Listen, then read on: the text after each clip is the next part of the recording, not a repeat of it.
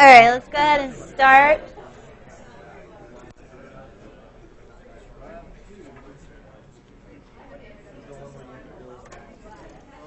All right, remember discussion 3. Start doing that. Let me pull that up, actually.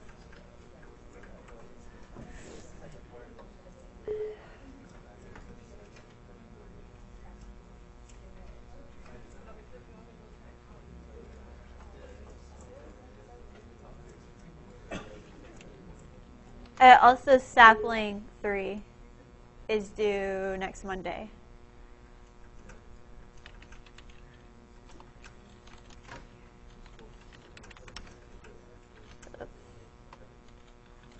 Discussion 2 is due yesterday? Yes.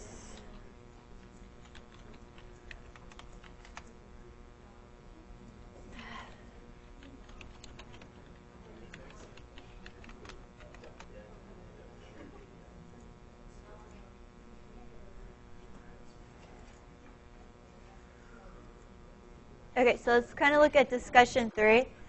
Discussion 3 is a video. So watch the video. And one of the things you're going to do, when you've done this before, is to identify and present your own perspective and position as it is important to the analysis of the issue. So let me know, watch the video, and let me know your opinion about it.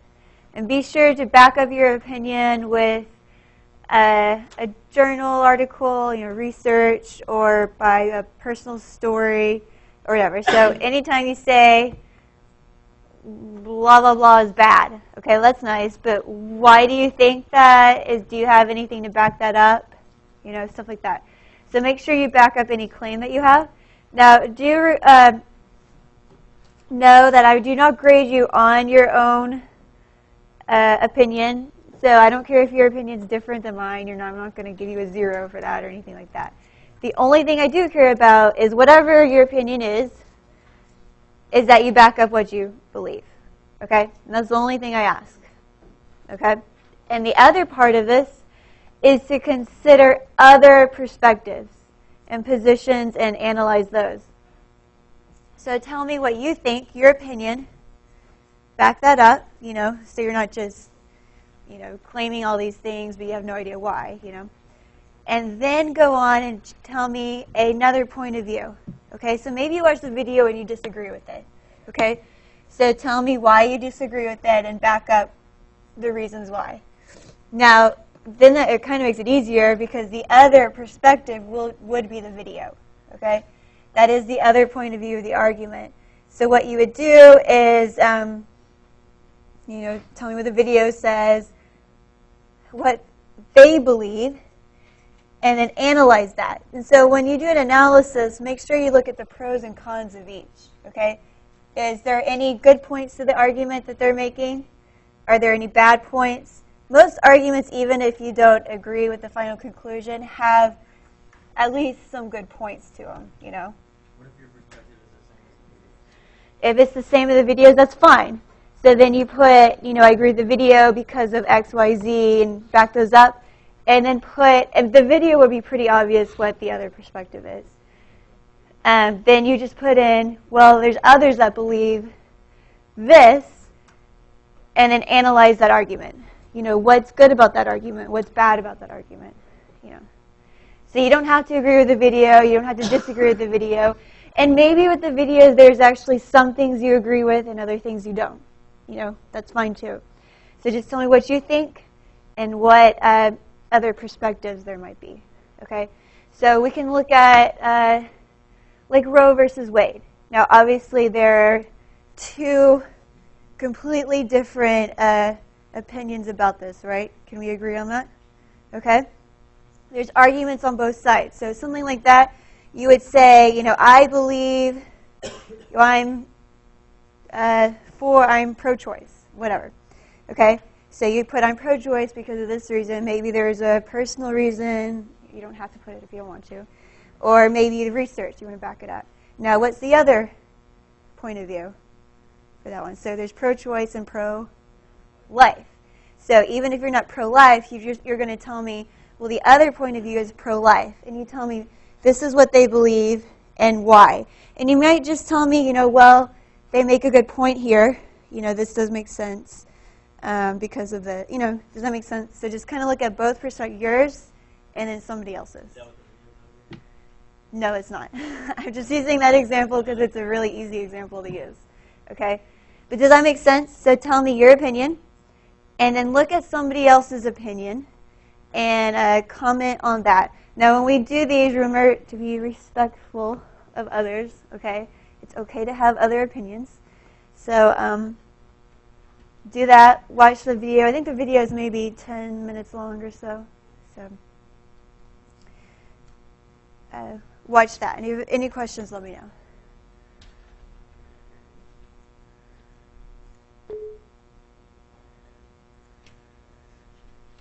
Okay, so let's look at naming. Let's go over the rules before we do an example. How do you find the parent chain? What chain is that? The longest chain. How do you number your branches? How do you know where to say carbon 1 is? Yeah, wherever the closest branch is, start at that end. How do you know which branch is named first? Alphabetical order. And then how do you say that you have more than one branch? So let's say you have 3 methyls. How do you say that? Tri. And does that tri part affect your alphabetical order? No. So, and then, and the longest chain, you also want, let's see.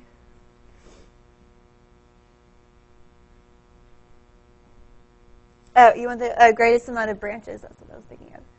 Okay, so let's say you have 2 chains that are both 7 carbons long. Okay, so you have to choose one or the other. Choose the one with the most branches. Okay, and if it's a tie, then it doesn't matter.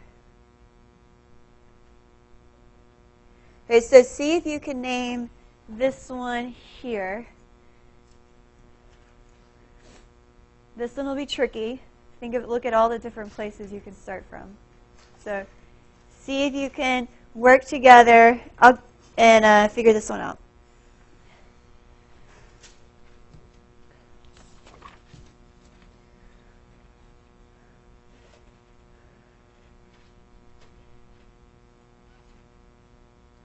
So let's do it in steps first. So before you do the whole entire thing, first just try to find the longest chain. I'll give you a couple minutes to look at that, and then we'll check before you go crazy and name everything.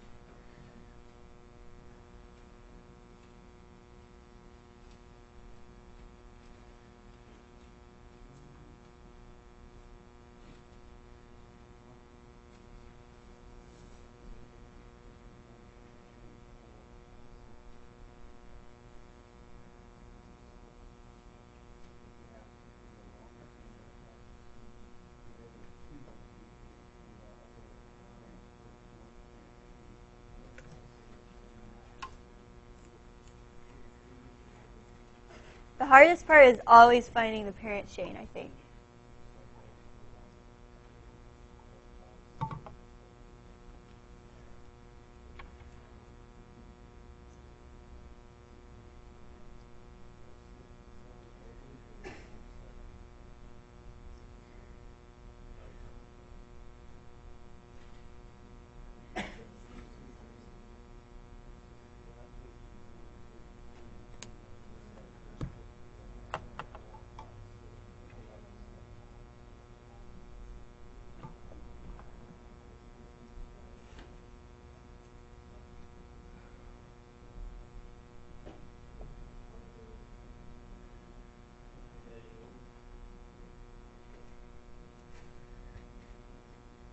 So how many do you find in the longest chain?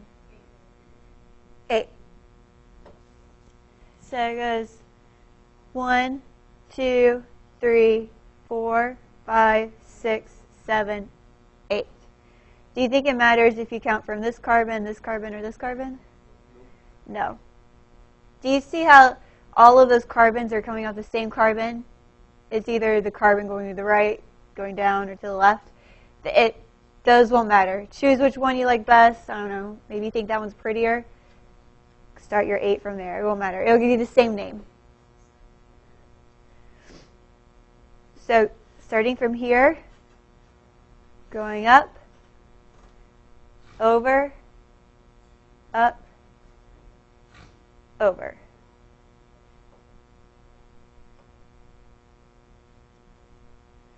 So how many branches do you have? Let's see. 1, 2, 3, 4. You don't know how to name this branch yet, so I'll give that to you here in a second. But how many branches do you count?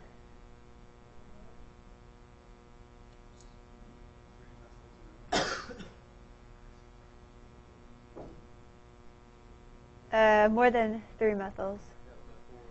4 methyls. And then this other branch, right? Do y'all see that? So a total of 5. How do we say 3 methyls? Was it 3? No, it was 4. How do you say 4? Tetramethyl.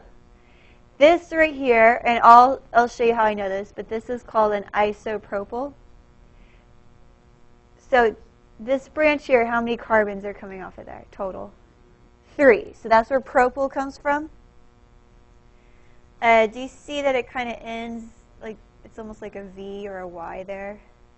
2 methyls coming off like that. Anytime you have that, do you see? So off the CH, there's 2 methyls. That's called iso. Think of it because it's like symmetric, sort of. If I redraw this, usually you're going to see it like this. Yeah. Well, let me show you. Actually, the next slide works better. But, well, hold on. Usually you're going to see it look more like this. Now do you see the Y? Okay.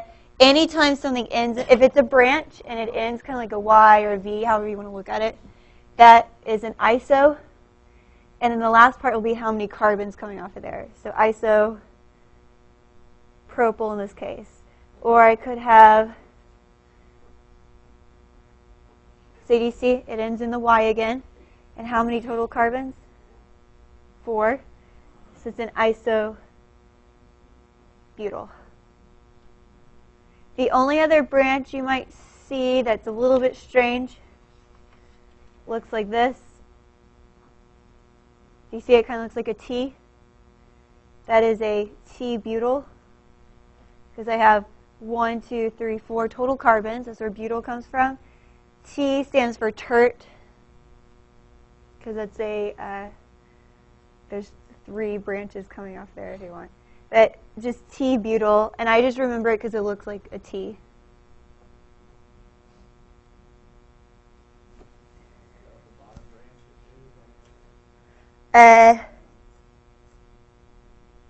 No, because the whole entire thing would have to be a tert-butyl. I'll show you one. Okay, so let me show you a better picture of this one here.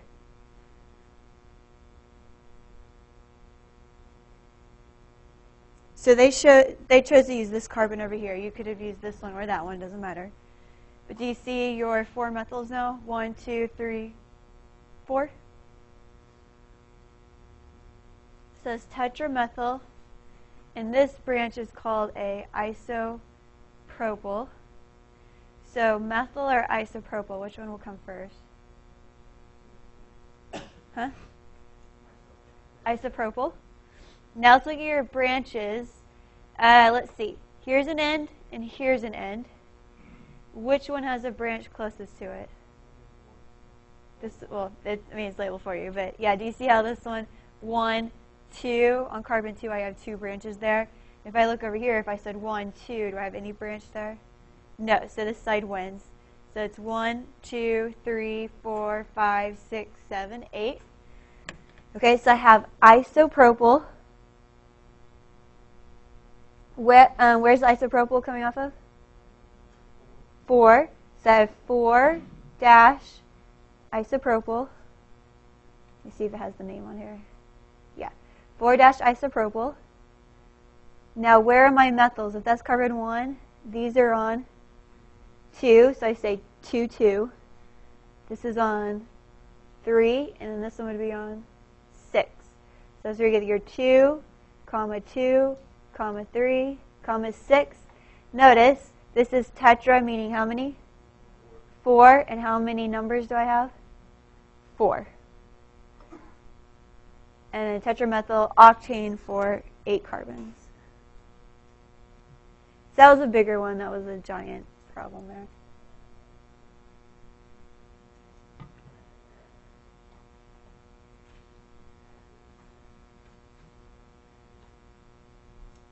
Any questions on that one?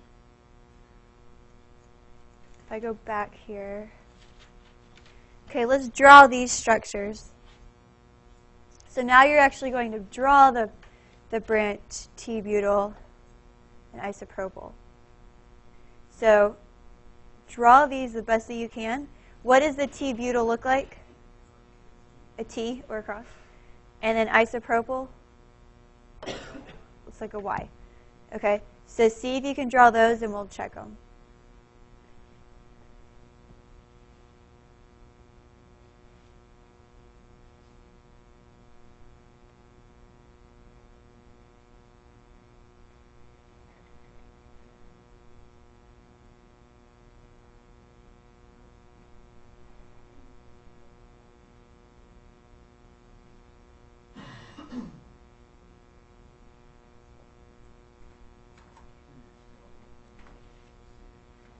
However you're going to do it. I tend to do skeletal, but...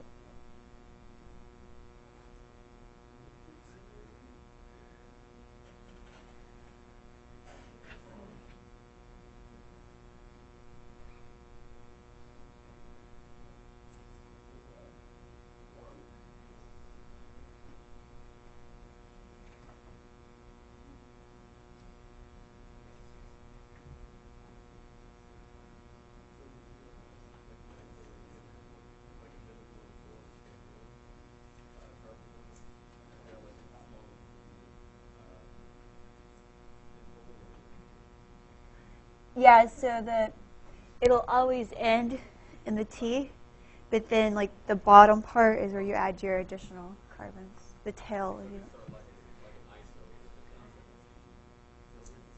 Iso will always end in a V.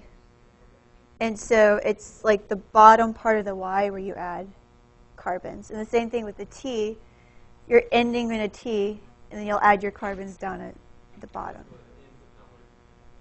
Correct.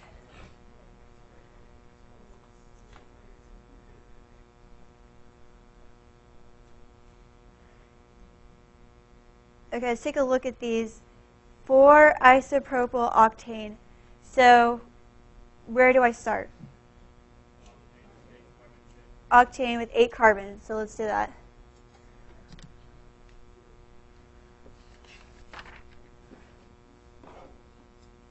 So 1, 2, 3, 4, 5, 6, 7, 8.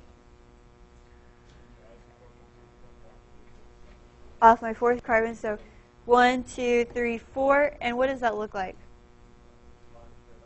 Yeah. Why?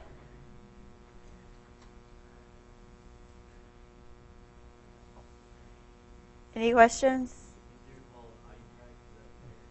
IUPAC, yeah. What about the next one? It was 5-T-butyl decane, so 10 carbon chain. 1, 2, 3, 4, 5, 6, 7, 8, 9, 10. The 5th.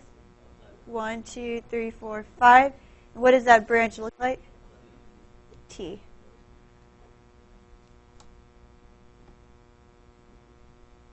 Yes.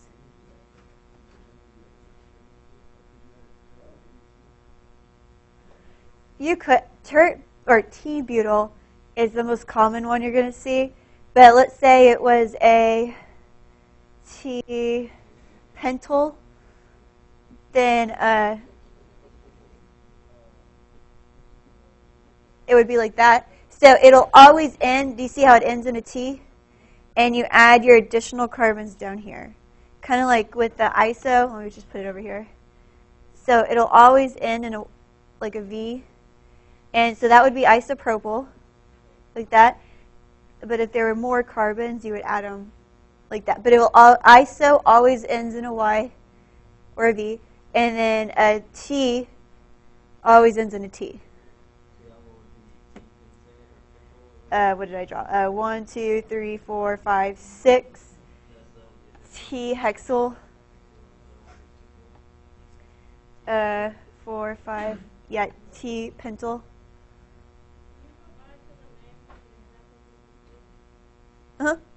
What do you want to know? The names? This one was 4 isopropyl. How many did I have? Octane? Octane. And this one was 5 T-butyl decane.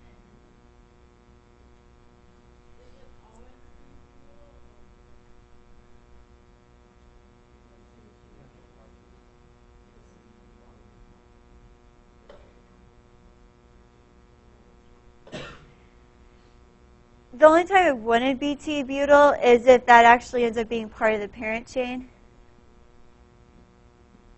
So if let me think of one that would be like that.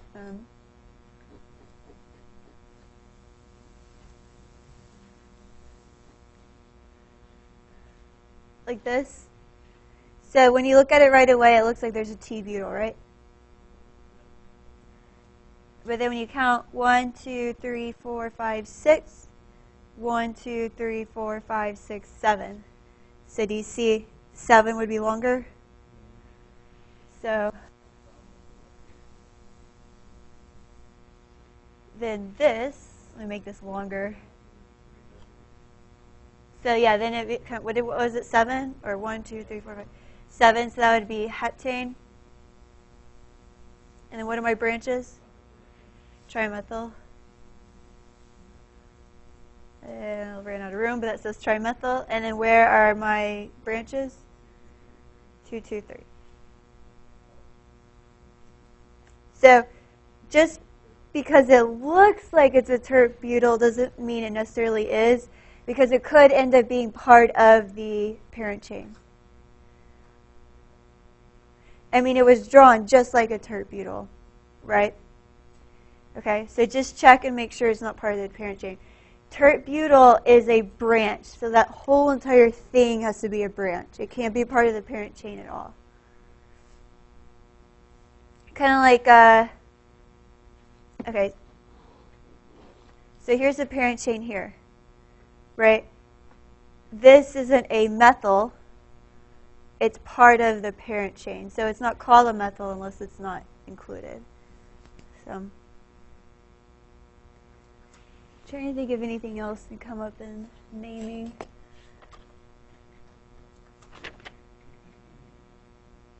The only other thing we can add today would be your halogens.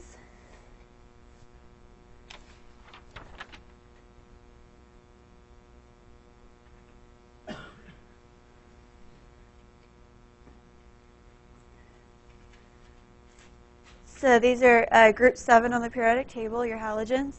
How you name these are always branches. Iodine is iodo. Bromine is bromo. Chlorine is chloro. And fluorine is fluoro.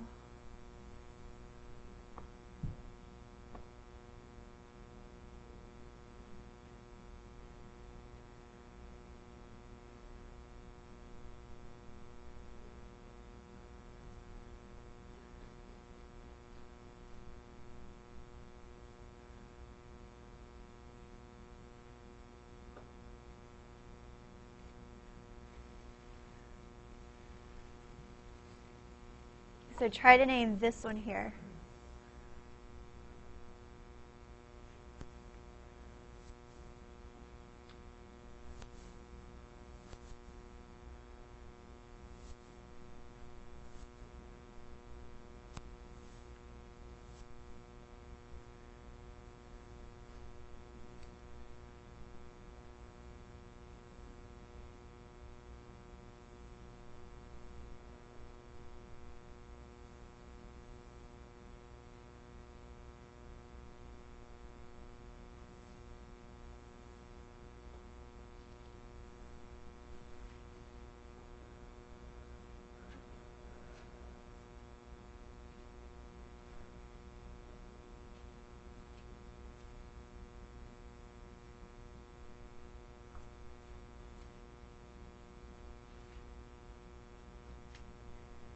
So what's the longest chain you find?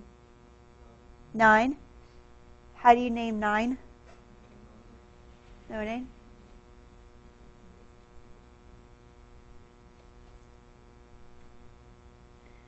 What is this branch called then? Isopropyl. And then this one's called bromo. Which one will come first? Bromo.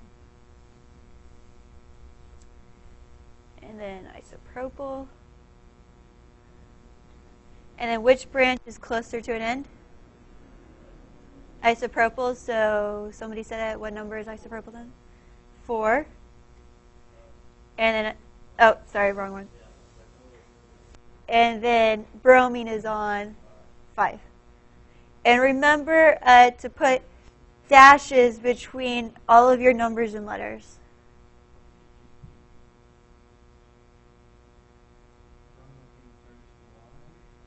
Alphabetical order.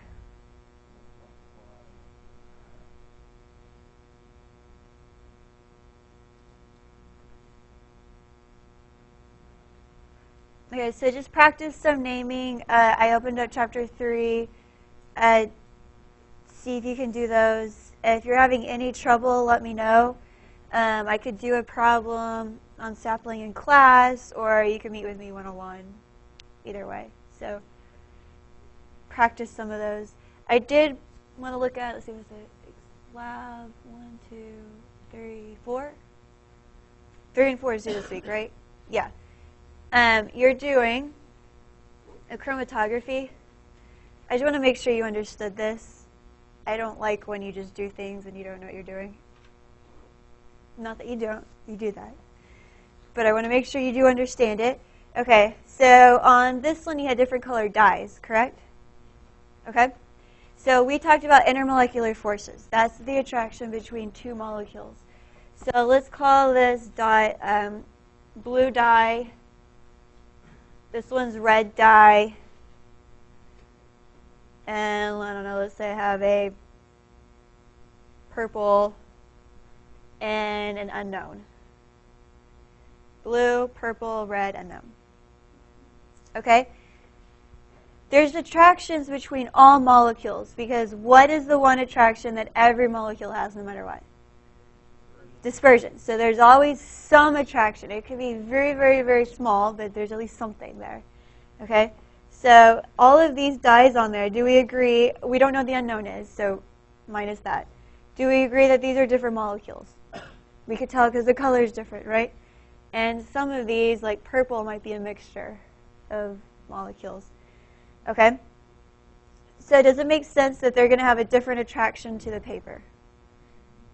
The paper's the same, but is blue different than red? Yes, so there's going to be different attractions to the paper. Now, what you do is you put it in a solvent. Let's just say water.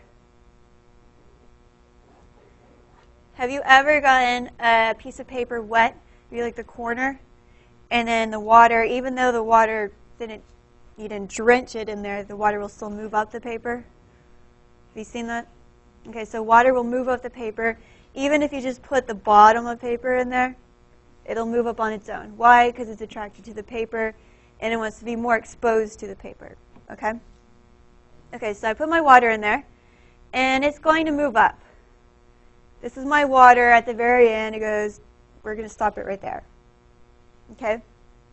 Now, I have this blue dot. Okay? It has some attraction to the paper and some attraction to the solvent. Okay? If it's attracted, the more attracted it is to the paper, the more it wants to stay on the paper. Okay? The more attracted it is to the solvent, which is water, the more it wants to move with the water. Okay? So my water is all the way up here. Let's say it's pretty much not attracted to the paper at all. Okay? We'll just say 0 to make it easier. But it's very, very, very attracted to the water. Where do you think it's going to be located at the end? The top. Because it wants to move with the water and get off the paper. Let's go to red. Let's say that this is about, half attracted to the paper, half attracted to the water. Where will that be? About halfway. Now purple is kind of a mixture between blue and red. Okay? So it's not going to have its own color or its own dot because it's actually blue and red together. So it's going to have two dots. Right? Purple is blue and red. Where will those dots be located? Yeah, so the red dot, so the red part of this will be there, and the blue part would be at the top. Because purple, I'm telling you, is made up of blue and red. So if it's made up of red as part of it, do you see it's going to have a red dot? And if it's made up of blue, it's going to have the blue dot there. Okay? So let's say we have our unknown, and it comes up looking like this when you're done. What is it? Red, assuming you're colorblind and you can't just tell by the colors there. Okay? Do you see that that it's red? Does it have any blue in it? No, because it would have had a dot up there too. So that's how it works. They're going to move different lengths, and they might be mixtures of colors. So sometimes these, I think, come out more of like smears. But that doesn't matter. You'll see the different colors. So let's say like the blue just smears all the way to the top as blue. And red just kind of smears to there. And purple will have a smear right there and another one there. Okay, so you can kind of see where it stops and ends. Anyway, so that's how it works. And so the theory behind it is that everything has attraction to everything, pretty much, but different attractions. So the blue will have an attraction to the paper and the solvent. Since there's two different fighting forces going on, it's going to move up a unique distance compared to red. Okay? Because then red is going to have its own attractions to the solvent and the paper, which will only move it up so far. Okay? So I'm making up these distances here, but does the theory behind it make sense? And this is the paper chromatography that you're doing.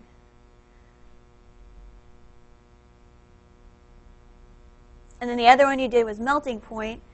And so we know what's the strongest intermolecular? Hydrogen bonding, then dipole, and then dispersion. And that's typically what you're going to see.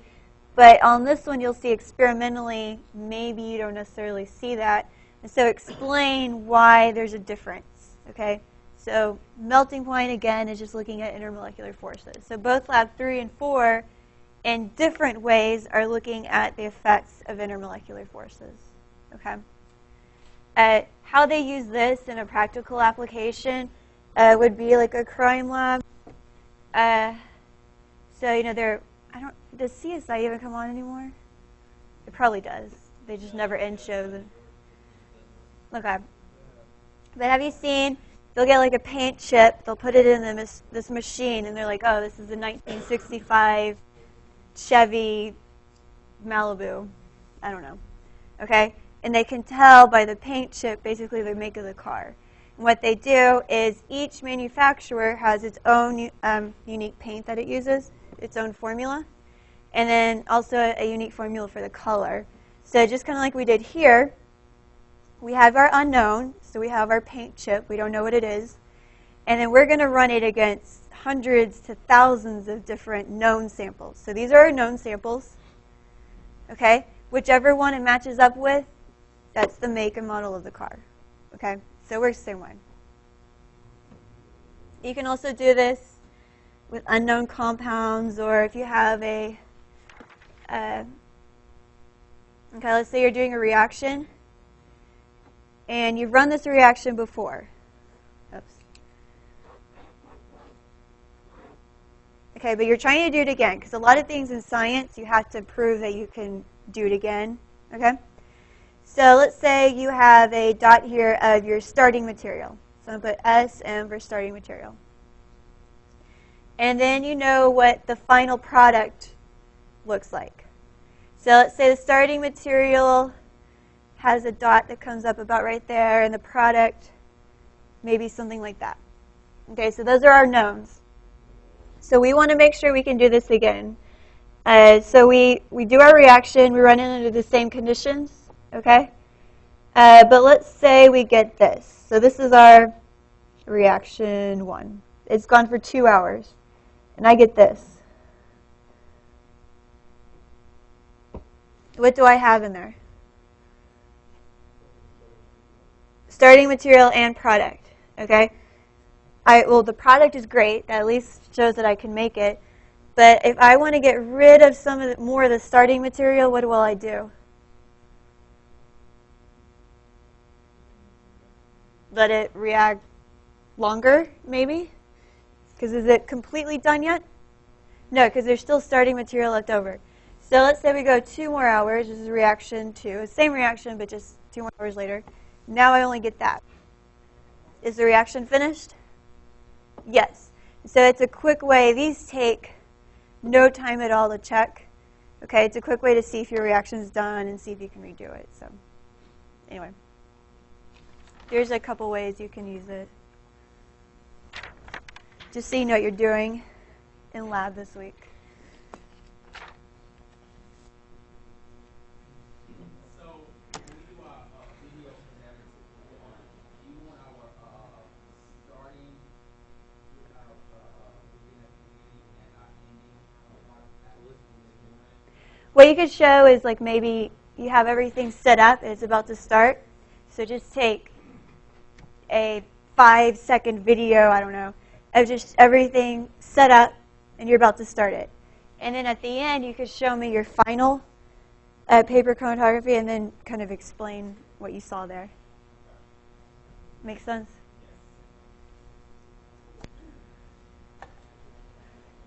Okay, let's look a little bit further into all of this stuff.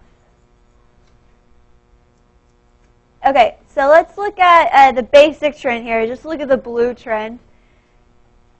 Let's see what's going on here. So right on this side is boiling point. So going this way, what's happening to my boiling point? It's getting higher. Now down here is the number of carbons. Going this way to the right, what's happening? Increasing. So as my number of carbons go up, what happens to my boiling point?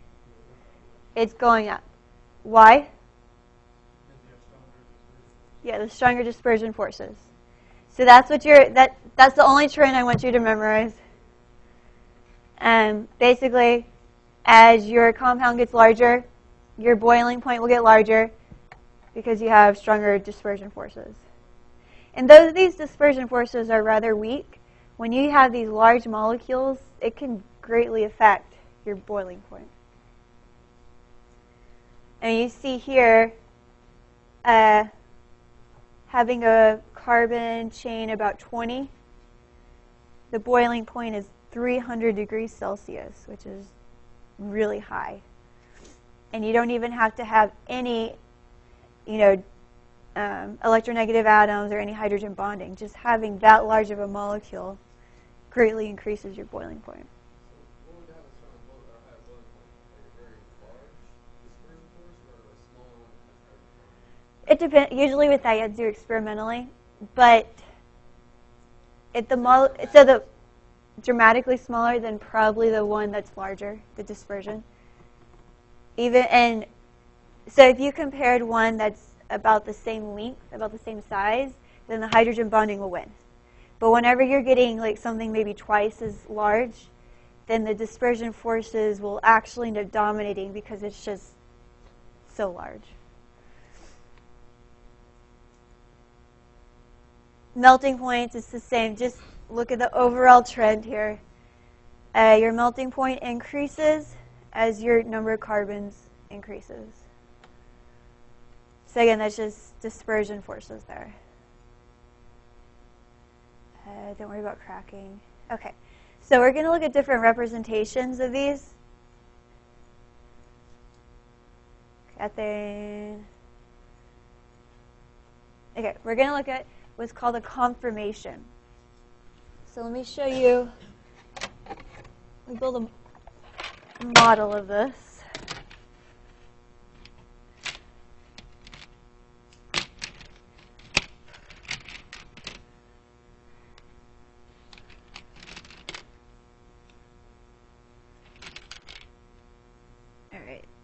look at this.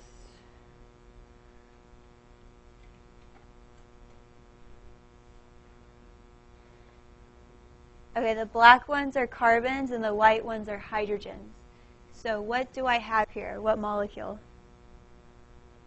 Ethane. Because how many carbons do I have? 2. These are all hydrogens, so it's just carbons, hydrogens, says 2 carbons long. That's ethane. Okay? Can I freely rotate a single bond? Yes. So a double bond I cannot, we learned. But a single bond I can. Do you think it takes energy to rotate that? Yeah. So a conformation is basically an analysis of the energy it takes to rotate a bond. The reason they rotate, because they do rotate freely for the most part, is entropy. Entropy is basically a measure, it's this sort of theoretical measure, of freedom of movement. Okay, you know, they always say this world is going to greater chaos, right? And that's basically what it means. Things don't like to be restricted. They don't like to be confined. So let's look at it in terms of solid, liquids, and gas. Which one has the most movement? A gas. And so that has the highest amount of entropy because it's not confined at all. Okay? Entropy is favorable. You want as much as possible because, again, it doesn't want to be confined. So which one would have the least amount of entropy? Solid. Okay? Now moving this, do you see that if I move it, it's causing movement, okay, which is favorable in terms of entropy. Okay? Things want to move because it increases entropy, meaning it has freedom of movement. Okay? Now if it was stuck there, it wouldn't really be favorable in terms of entropy. So why do they move? Entropy. They want to move because it's favorable for them. Nothing wants to be constrained to one way or whatever. Okay? So they want to be able to move. This movement is called entropy. All right, but it does take energy. Even though they want to move, it can still take energy to move them. Okay? So conformation looks at that. Now whenever you, so let's look what I did here. This is ethane, and I'm going to twist it and move it to where it looks like that. So I just went from here, so here, to here. So now they're stacked on top of each other. Okay? So conformation looks at it like this from this perspective. Okay? And we're going to draw what's called a Newman projection.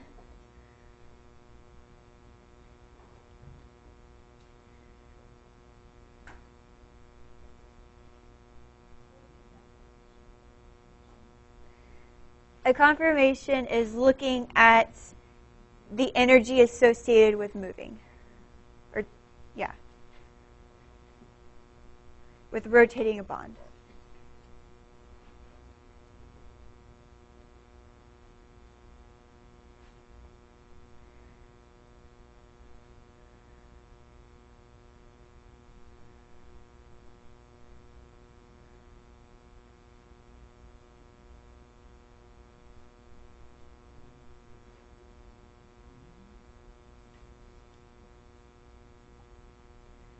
Okay, so conformation, energy associated with rotating a bond.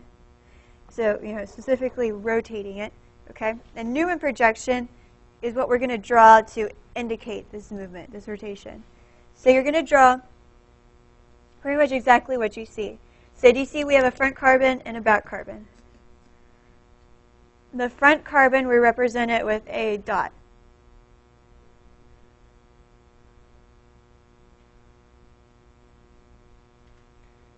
And the back carbon is always represented by a circle. So front carbon, back carbon.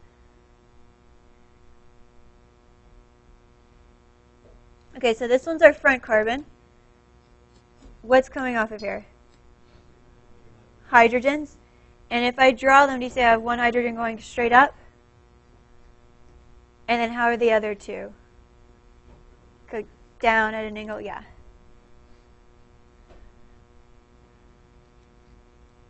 Do Do you see this right here for the front carbon?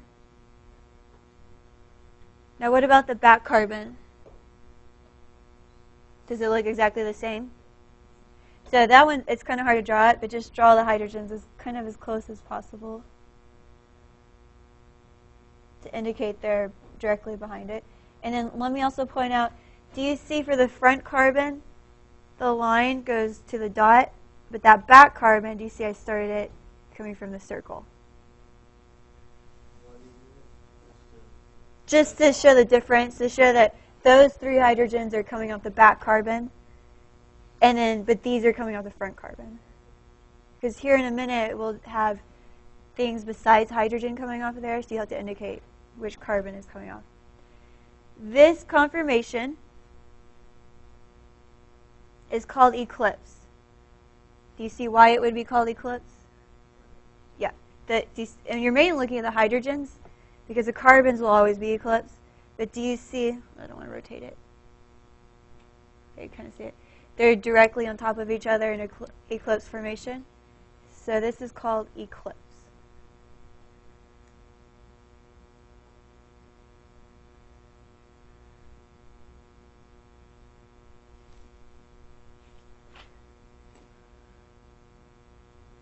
This causes strain because this hydrogen has electron density around it, right? Just electrons floating around it.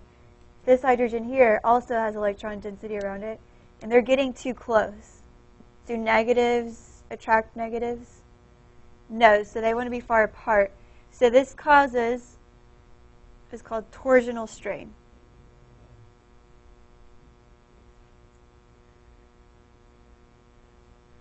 Which just means eclipsing.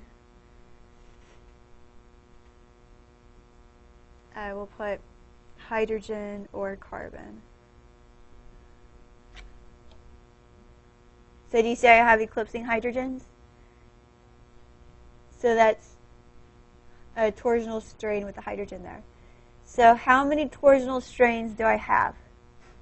How many eclipsing pairs? 3.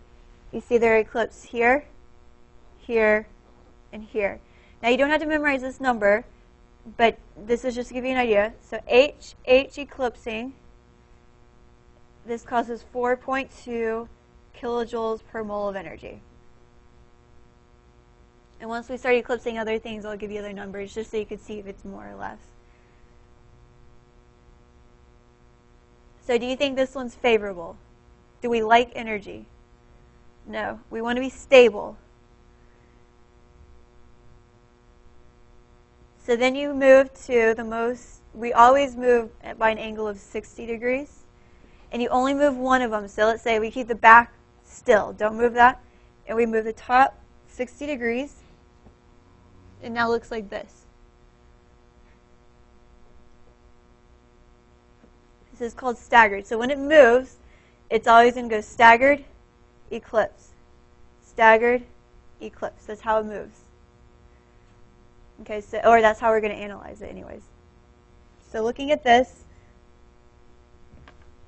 so this one's called eclipse. Now let's draw what we see on this one. So I have my dot and my circle. You always have that.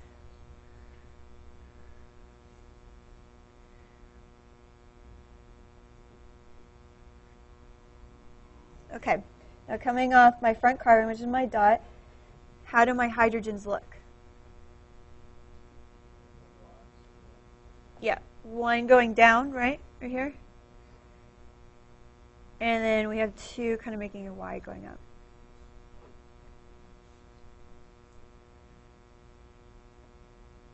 What about my back carbon? Yeah, 1 going up, 2 down.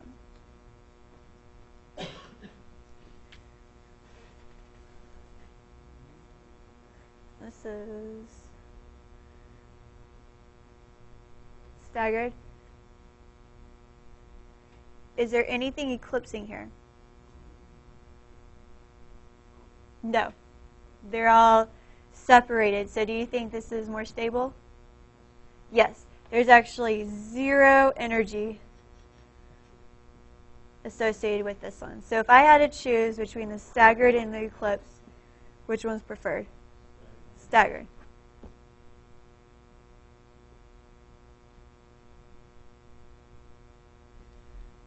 So if I keep going around, so just moving the top one, this next one would be what confirmation? Eclipse. Do I like that? No, so I'm going to go to the staggered. Do I like that? Yes. And see, do you see I can keep going around? But it's just going to go staggered eclipse, right? So what if it doesn't like eclipse? What causes it to go back to eclipse? It's just keeping, it won't stay there. It just has to go through eclipse to get to the staggered. So if it wants to freely rotate, at some point it has to, I mean, again, it doesn't stop there, but it has to go past that to keep going. And so what makes it keep going? The staggered. Because it knows if it moves a little bit more, it'll go to the staggered. And why does it keep moving? Like in general, it's just because of entropy. It's favorable to move. So yes, it costs a little bit of energy every time it eclipses there, but the energy associated with entropy is greater. So it's kind of loss, gain kind of thing. Yes, you're going to lose a little bit by eclipsing, but you gain so much more by rotating.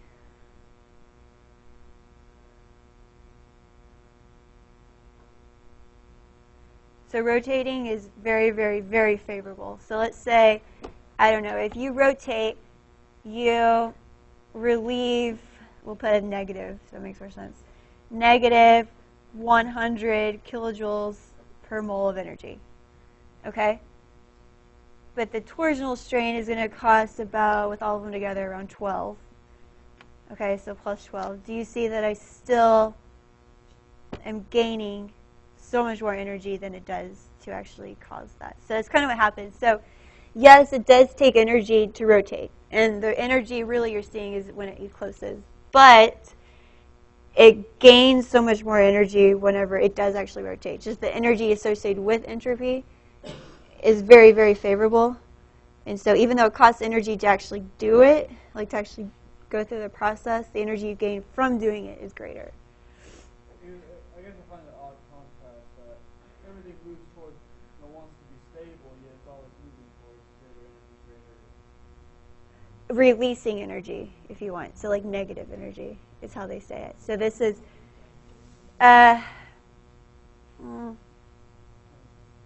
so think of it in terms of a massage, I guess. So there's positive energy. Positive energy means you're doing energy or whatever, doing the act. So you're giving somebody a massage. Do you want to give somebody a massage, or do you want to get a massage? You want to get. So getting massage is very fair. So that's your, if you want, releasing energy. So that's like the negative energy. So it's just the flip of both sides. So it's, you're gaining energy. So let's think about this. Entropy is like getting a massage, okay? You love getting a massage. But to get a massage, it's going to take some energy on your, you have to get onto the bed. You have to lay there, which does take some energy, So it does take energy to get a massage, but do you still want to get a massage? Yes. And that's kind of how this works. So even though it takes energy to do it, it still gains so much more from doing it. It's kind of, yeah. So let's take a break, and then we'll look at another one of these.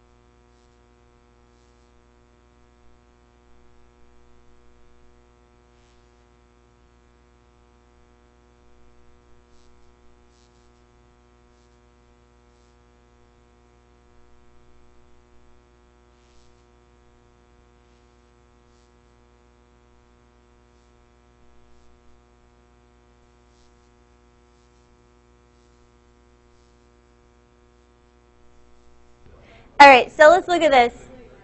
So I thought of a better analogy. In my head, it seems better. Okay, let's see. So in life, there's kind of three things that can happen. So first, you could be scared of everything. You become a recluse, right? And you just kind of live this stagnant life, right?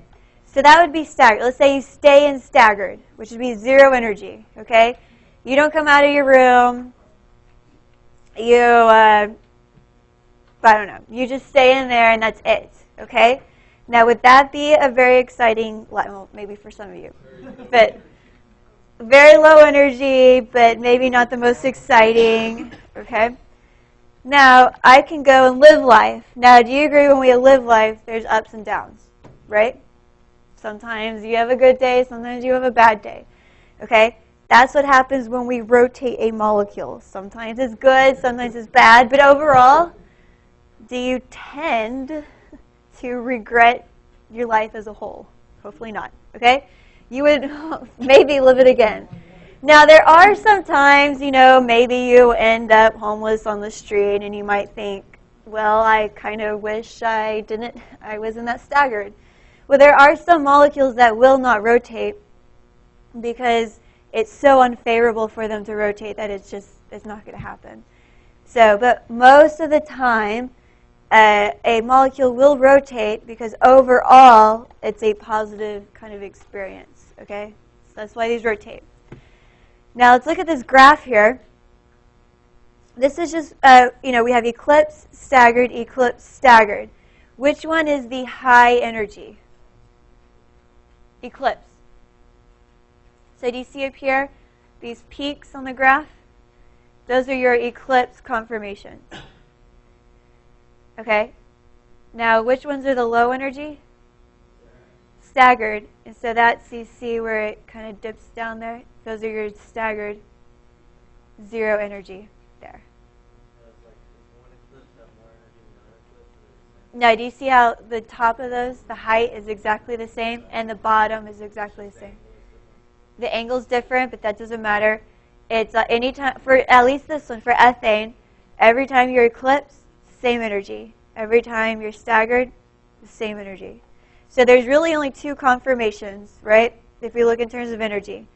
You're either at the highest point, which is eclipse, or the lowest point, which is staggered. So how can I ask this on an exam? I could give you ethane, and I could say, draw this in the most stable conformation. What would that be? Staggered. Does it matter how, which hydrogen's pointing left, right?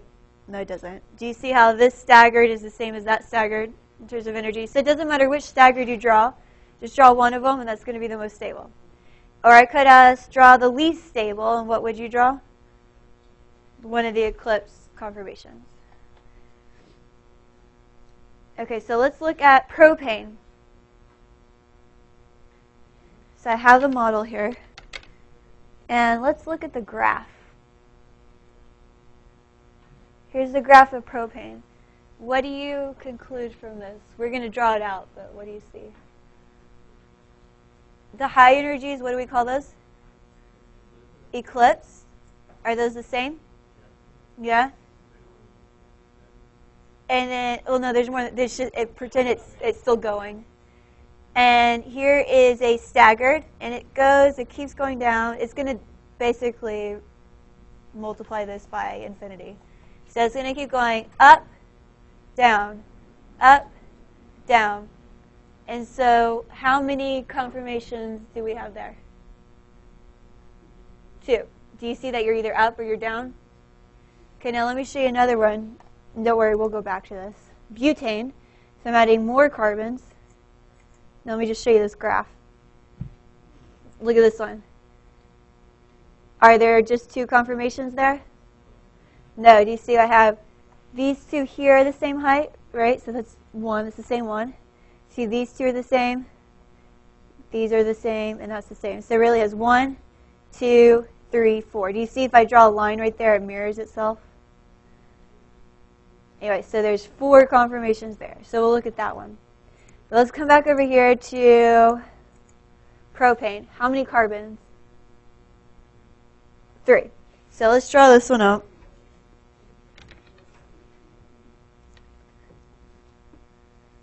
Okay.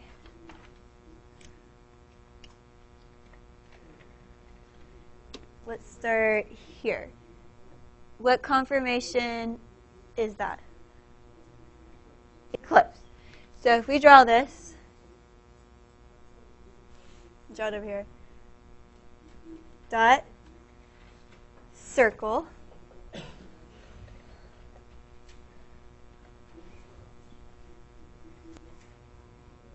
okay, what does my front carbon look like? What's coming off of it? 3 hydrogens. You see one going up and 2 at an angle down.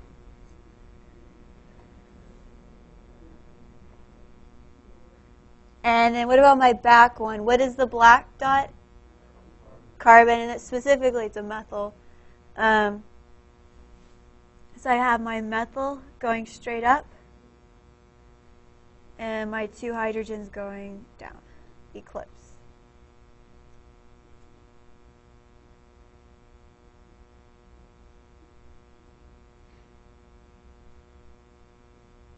What is the energy, the strain called whenever you eclipse them? Torsional. So I have, do you see I have 2 hydrogen torsionals? Right? 2 pairs of hydrogens. And then 1 we're going to call a carbon hydrogen torsional.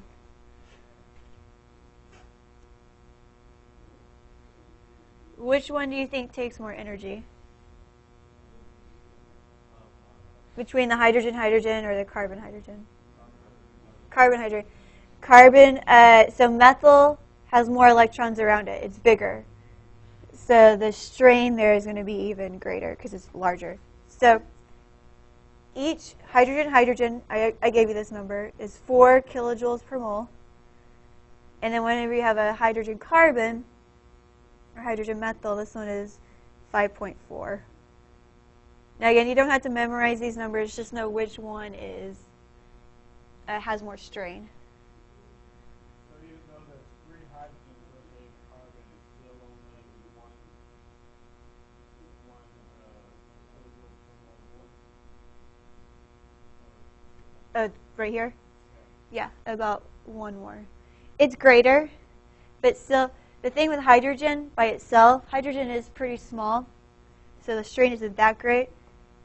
Really, it's your methyl that makes it a little bit greater, but still, since hydrogen is so small, it's not that much strain. So whenever the larger the 2 that are eclipsing each other, the more strain it is. Since hydrogen is the smallest atom on the periodic table, it's still not going to be that great, even if this gets really large. Okay, so then what would our next conformation be called? Not just rotating it. Staggered. So I'm going to move the top one to look like this. So if I draw this over here, dot and circle,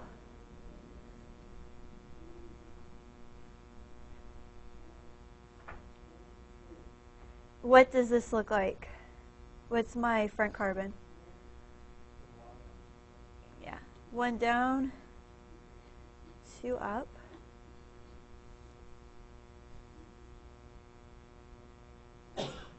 Again, notice that I only rotated the front carbon. And the back one, I have methyl up, hydrogens down.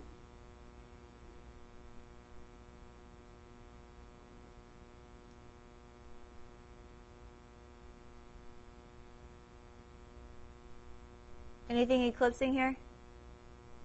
No, so this would be the 0 energy again.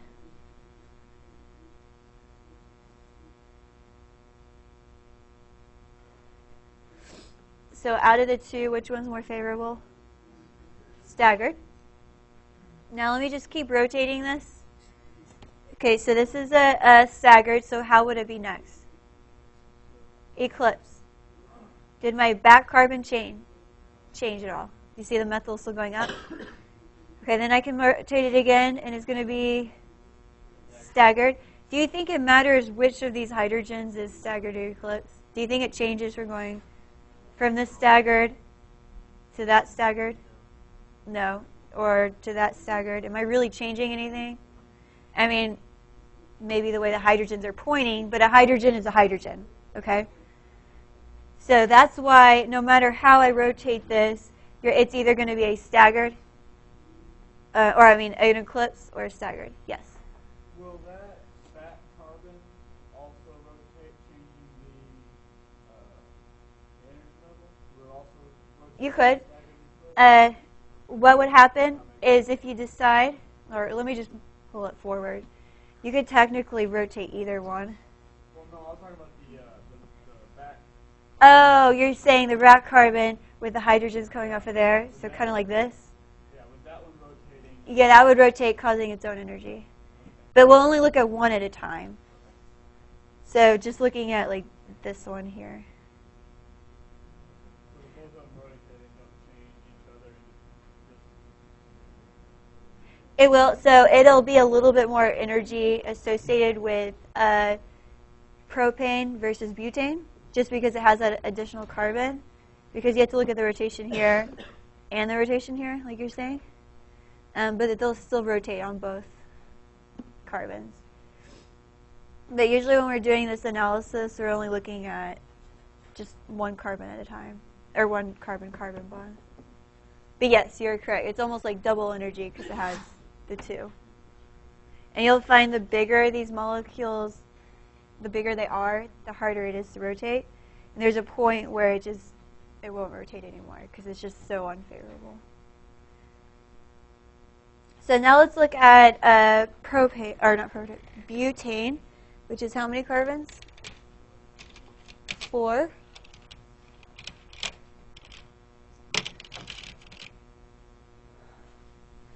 And I'm not putting hydrogens on these other carbons on purpose, just to make it look a little more presentable.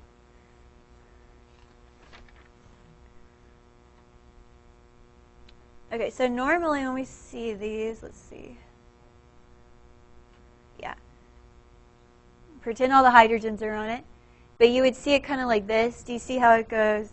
Like the zigzag? Like if we're doing skeletal.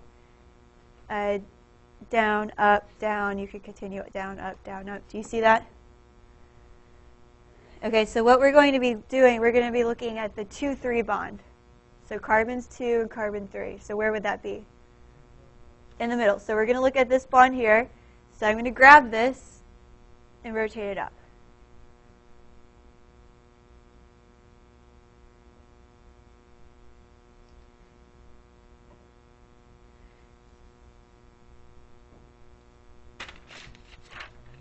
Here's my pen. Okay, so let's draw what we see. First of all, is this in a staggered or an eclipse? Staggered. Do you see anything overlapping besides, these carbons? No. So this is a staggered, or a type of staggered at least. So our front carbon, let's just do our front. So ignore this. What do you see? CH3 going up. 2 hydrogens going down.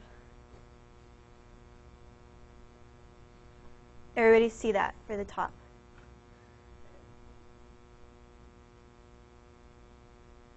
Now let's look at the back. So I can't really say ignore the top. But look at the back. How are these? How are they pointing? Going up, right? So those are going up, and how is the methyl pointing? Down.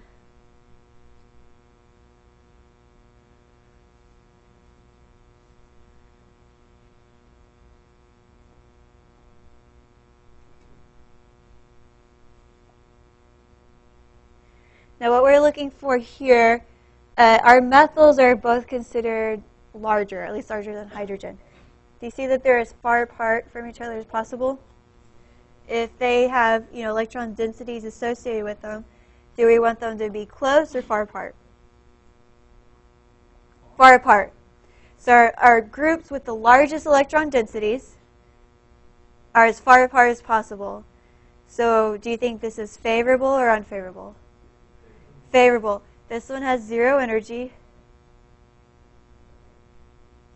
And we actually will call this a full staggered.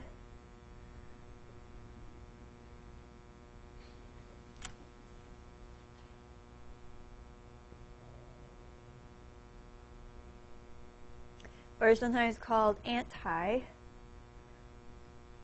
Either one works. Why would it be called anti? Anti meaning, what does anti mean? Opposite. Do you see that my 2 largest groups are opposite of each other? This is the most stable you can make it. Yeah, your 2 largest groups are opposite of each other. That's as stable as you could possibly make a structure.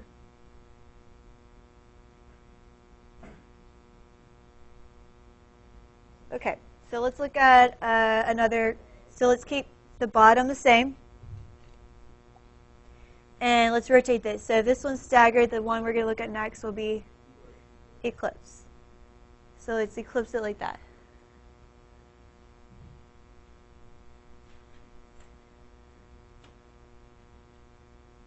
Okay, so let's look at the top one first. How is the methyl? To the right, yeah, going up or down? Up. And then you see the 2 hydrogens. This one's going like up left. You see it's going down.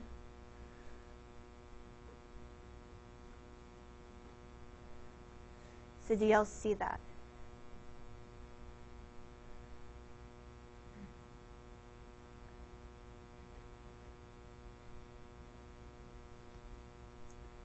Now the back one, how are my 2 hydrogens?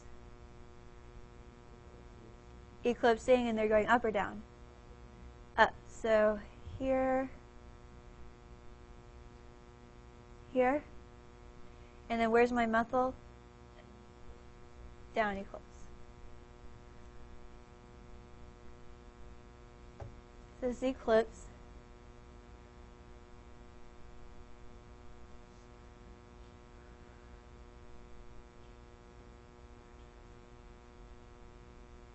This is just a regular eclipse. So how many hydrogen eclipse do we have? 1, and then let's say carbon hydrogen, 2. And which one is more unfavorable? Hydrogen or carbon hydrogen? Carbon hydrogen.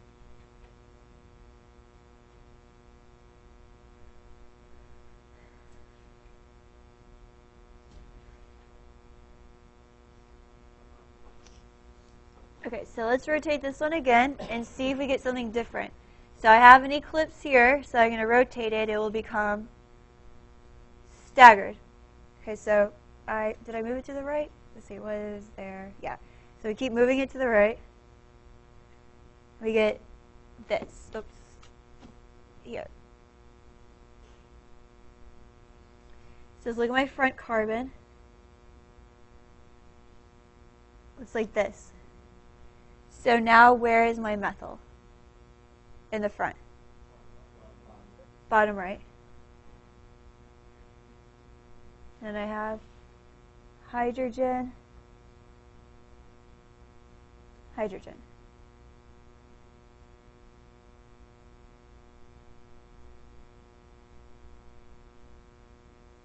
Okay, now let's look at the back one.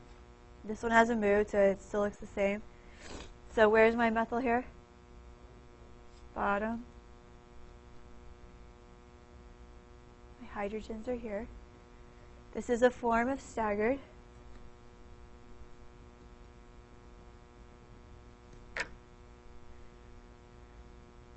So nothing's eclipsing, right? Now the only thing, we haven't seen anything like this, but do you agree that these 2 here have a pretty big electron density? Okay? Now let's compare this staggered to this staggered. Let me pull it down. Okay? Here, how far apart are they? Far apart as possible, 180 degrees. Now, are they closer? So what do you think it prefers, being this distance or the bottom distance? The full is better. So there's actually energy associated with bringing those that close together. Now, it's not an eclipsing energy, right? This is what's called gauche. Let me spell that for you. Gauche.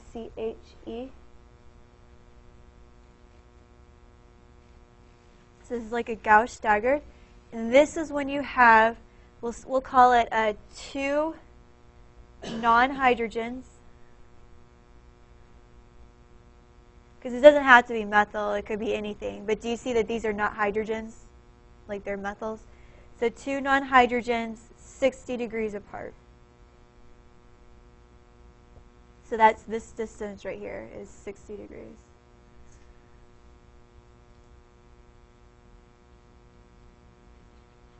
Now gauche, just so I give you the energy, just so you can kind of see, compare, it's 3.8 kilojoules per mole.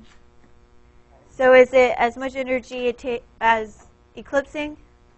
No, so it's more favorable than eclipsing, but it does take some energy to get that close.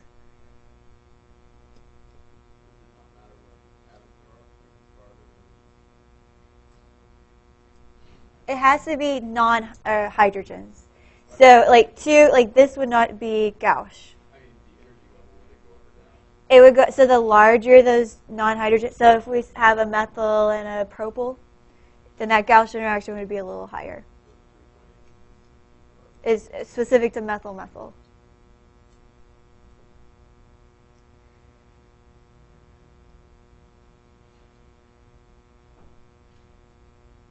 Okay, so out of these three, which one is the most stable? Full. Then which one? Gauche staggered, and then finally eclipse. Okay, so let's rotate this again. So we're here. Rotate to the right. So it was staggered. Now I'm going to make a eclipse.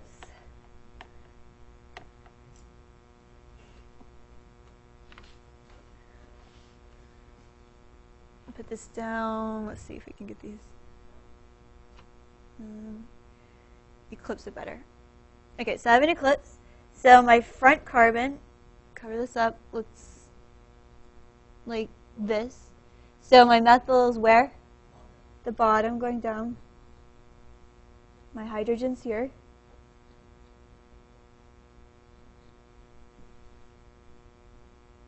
So that's my methyl on top. And do you see it's eclipsing with what? The methyl on the bottom. You can't. Here, I'll move it so you kind of see it. See, it's there. Now I'm going to eclipse it. There you go. So I have on my back carbon methyl, hydrogen, hydrogen.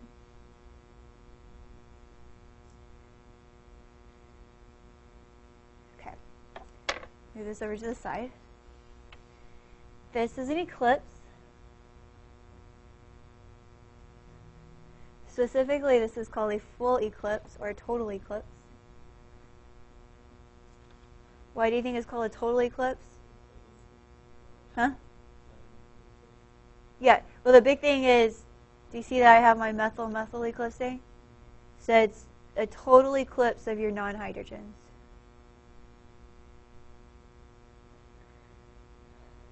Okay, so let's look at eclipsing. How many hydrogen-hydrogen eclipse torsional strains do I have? 2. Do I have any carbon-hydrogen?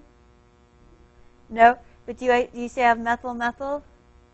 This is a special type of torsional strain or eclipsing strain, and it's called steric strain. Steric, and we'll say 2 eclipsing non-hydrogens. So these are not hydrogens, and they're eclipsing. So let me give you the number here. There's one of those, a methyl-methyl. Now, just for 2 methyls, now as these get bigger, the strain gets bigger, is 13 kilojoules per mole. Just for that one right there.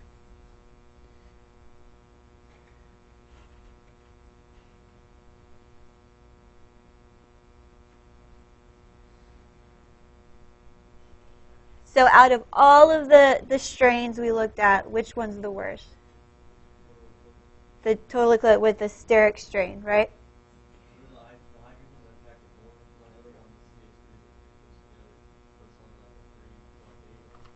Oh, right here, the gouache. They're on top of each other. So no, this one interaction right there is 13 kilos. So the 2 hydrogens are 4.2 apiece, so 8.4 if you want. So the closer we make our non-hydrogens, the large groups, the more unfavorable. So again, I could ask, there's several questions I could ask, like, what is the least stable conformation for butane? Totally close. I could say order these in terms of least favorable to most favorable. So what would be the least favorable?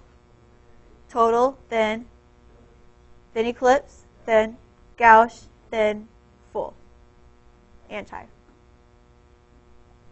Stuff like that. Tomorrow we'll work one out. Maybe something like this. I could say,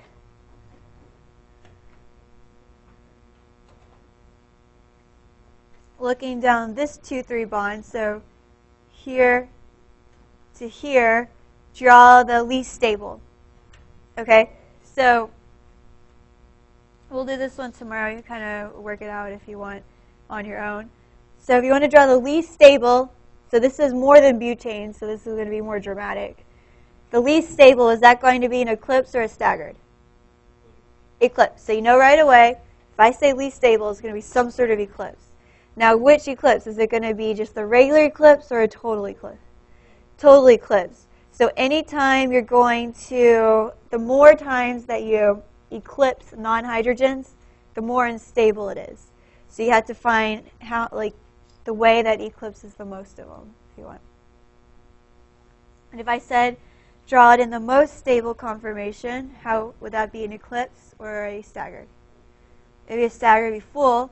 So what you would do is you look at your 2 largest groups and make them 180 degrees apart. Anyway. So we'll look at this one tomorrow, so what it looks like without butane, or more than butane. But the same logic applies. So butane is the hardest pretty much you can get in terms of all the different ways. So either it's going to be a staggered or an eclipse, right? Staggered being the most stable, eclipse being the least stable, and then how far apart your big groups are. The last 10 minutes here, I'm going to hand out your exams. You could stay look at them or not. Stay look at them. It's your choice. Can you keep them? Huh? No, you can't keep them. I have to have them back. But look at them if you want to get with your partner or the person next to you and kind of discuss what you missed. Get in kind of small groups, or you can ask me. That's, again, up to you. So I'm just going to call everybody's name out. If you want to come get it, great. If you don't, that's fine too. So Jesse Nix, if you want to look at it. Yeah, of course. So you can leave if you want to, if you don't want to look at it right now. Yeah, if you want to come to my office hour to look at it on your own, you can do that. So you already looked at yours. Oops, hopefully that was nobody's. So Jesse, hold on. Austin Adams, I think he's online. Annette Lal, if you want to look at yours. Chad Daniels, you're good? Jennifer Mayo, do you want to look at yours? Okay.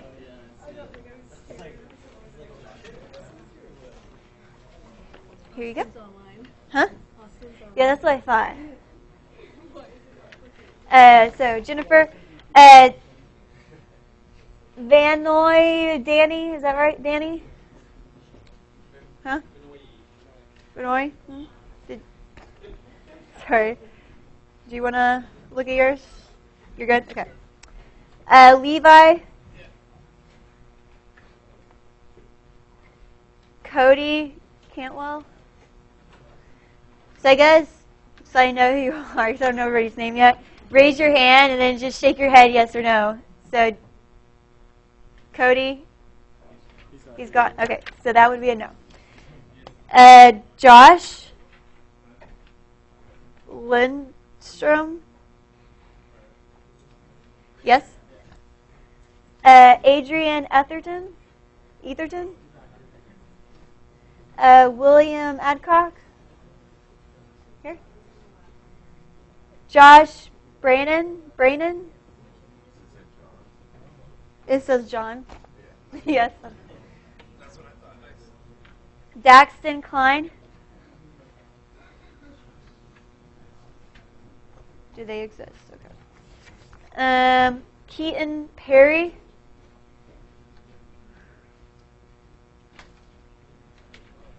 Huh? Here you go. Peter Johnson?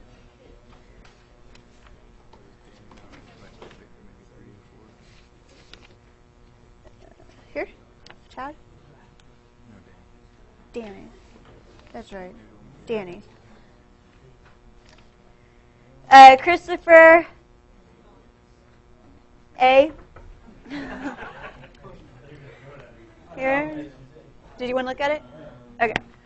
Patrick Line, maybe? Lenny? Okay, not even close. Brandon Pounds? Drew Clark?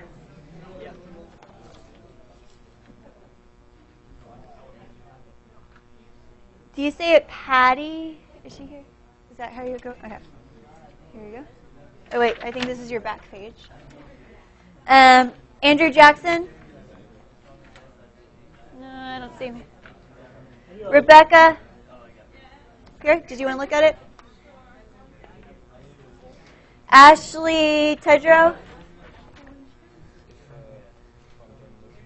You could just put it in this pile here. Do you have any questions? No. Okay. Savannah Martinez? If you have any questions, if you can't figure out what you missed, you can ask somebody next to you or you can ask me. Lindsay Nutt? Gone? Okay. Kristen Kruger?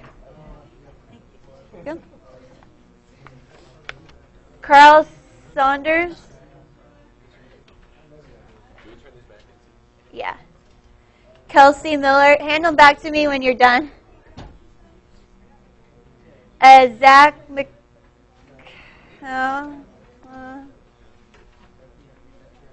thank you. Arturo.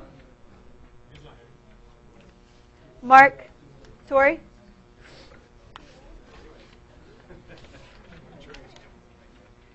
Chris Ward. Allison Fetzer.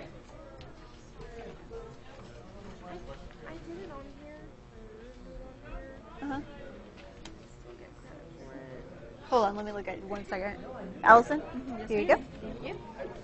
And I think that's it. Anybody missing? They didn't get one. Okay. Which one? Number 9. I guess I wrote it in. I just didn't do it on here. Oh, I see what you did. Yeah, I'll give you credit for that. Email me to do that. Can we keep these? No, you can't. You'll have to turn them in. But just tell me you need a... Do you just want me to put it on here? Yeah, just tile it there. Just email me that you got one of the multiple choice right. Okay. I'll remember. Well, I won't remember, but I'll remember when I see your email. Okay. Uh-huh. Oh, I didn't count the... That's... Oops, that's still on. That's what you should...